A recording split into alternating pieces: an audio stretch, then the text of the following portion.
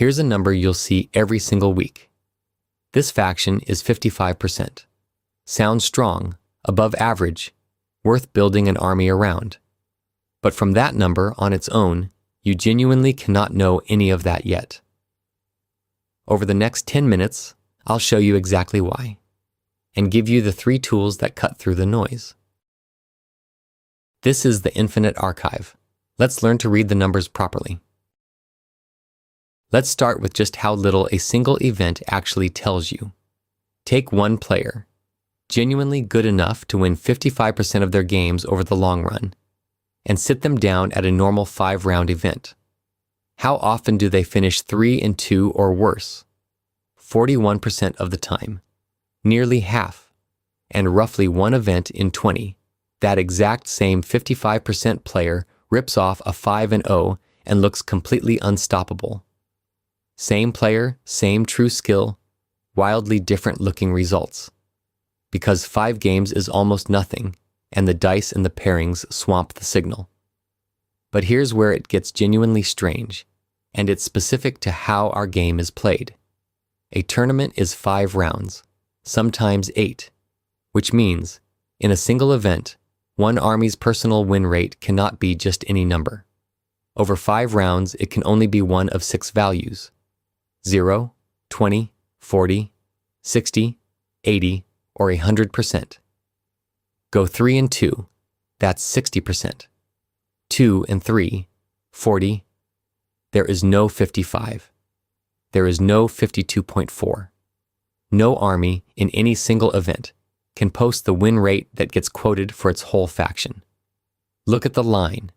Those dots are the only results an army can actually score in a 5-round event, and they are 20 points apart. The 55% everyone argues about lives in the gap between 2 of them, in a place where nothing real can ever land. So what is that number, really? It's the average of hundreds of these chunky, all-or-nothing personal results, blended together until it looks smooth and continuous. And that's the quiet trap. The win rate looks like a precise measurement, but it's built from the lumpiest possible ingredients.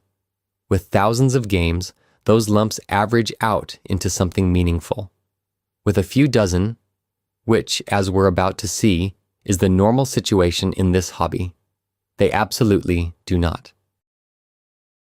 Tool 1, and it's the one that changes everything: the confidence interval. A win rate on its own, 54.2%, is a point estimate, a single guess.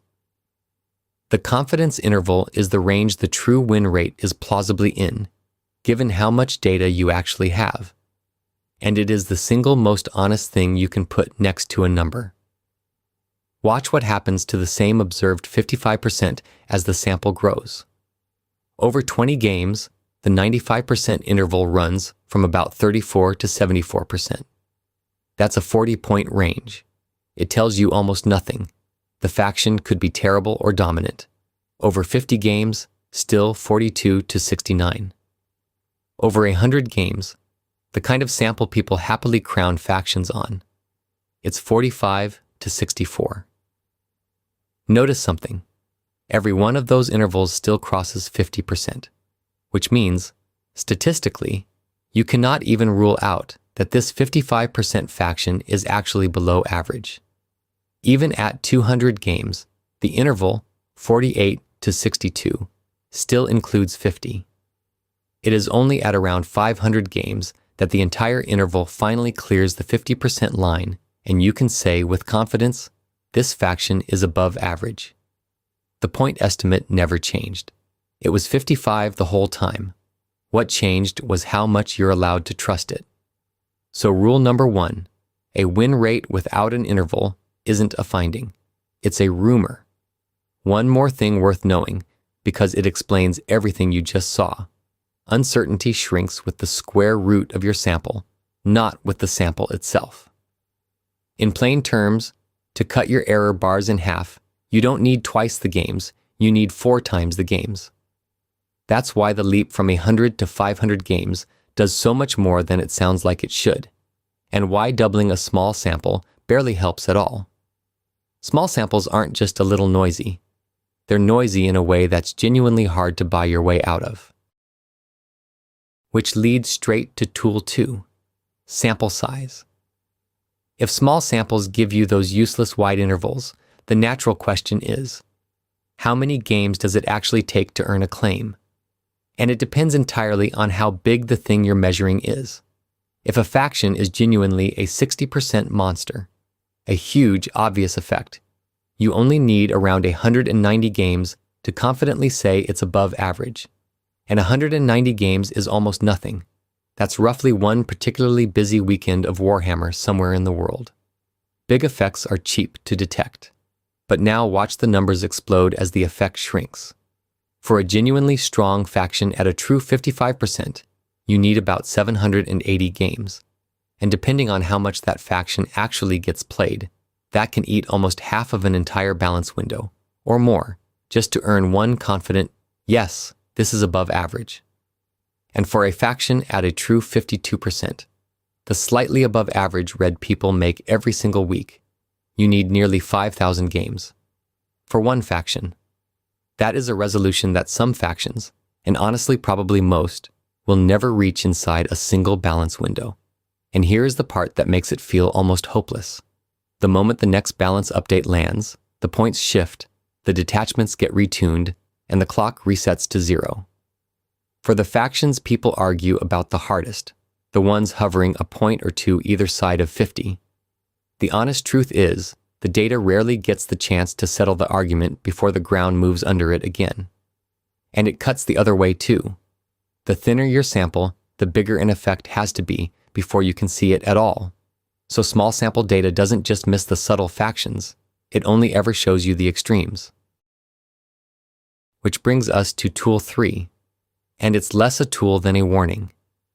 These are the tests that, in this hobby, almost nobody actually runs. Gap 1. Numbers printed with no interval at all.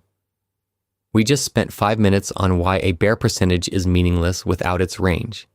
And yet nearly every win rate table you'll ever see quotes rates to 0.1% with nothing around them. That decimal point is decoration. It's precision the data hasn't earned. Gap 2. Matchup calls built on almost nothing. Faction A beats Faction B sounds simple, but it's a 2-proportion comparison, and those are expensive. To actually call a 55 to 45 matchup, you need around 400 games on each side. Real matchup cells often have a few dozen, which means almost every confident matchup take you have ever heard is, statistically, unfunded. Gap 3, and this one is subtle. Tournament games are not independent. Swiss pairings deliberately put winners against winners, so your data points aren't clean. Separate coin flips. They're correlated. Statisticians call it a design effect, and it makes the true uncertainty even wider than the honest intervals we already drew. The noise is worse than it looks, not better. And then there is the one everyone forgets. Multiple comparisons. Test all 28 factions against 50% at the usual threshold, and by pure chance alone, more than one of them will look significant when absolutely nothing is going on. Scan enough factions, enough weeks, enough matchups, and randomness will always, eventually, hand you a story that isn't real. That's not a bug in the data. It's what noise does when you go looking through enough of it. So, 3 tools in. Let's turn it into something you can actually use on Monday morning when you open a stats page. 4 habits. First, and above all, demand a confidence interval. If a number doesn't come with a range, treat it as a rumor, not a result. No interval, no claim. Second, look for separation, not position. Here are 2 factions. A at 55, B at 51. Point estimates 4 apart. But look at their intervals. They overlap heavily, which means you cannot actually say A is better than B. Ranking them is inventing precision that isn't there. Only trust a gap when the intervals clearly pull apart. Third, respect the size of the effect. Big, boring differences, a 60% faction over a real sample, are trustworthy. The 1 and 2 point differences everyone fights about are usually noise. And fourth, learn to love the words no read. When someone looks at a thin sample and says, there isn't enough here to call it, that is not them dodging the question. That is the single most rigorous thing an analyst can say. The whole game is knowing which numbers can bear weight and which can't. Trust the wide-separated, big sample, interval-carrying numbers. Be skeptical of everything quoted to a decimal place with nothing around it. Do that, and you'll read 40K stats better than most of the people making the videos. Confidence intervals, sample size, and the tests that never get run. Put those three together and the noise stops fooling you. The archive publishes every number this way, with its interval, and a no read when the data can't bear it. If this was useful, subscribe, and go read the methodology tools on the site. Data is infinite. Understanding it is divine.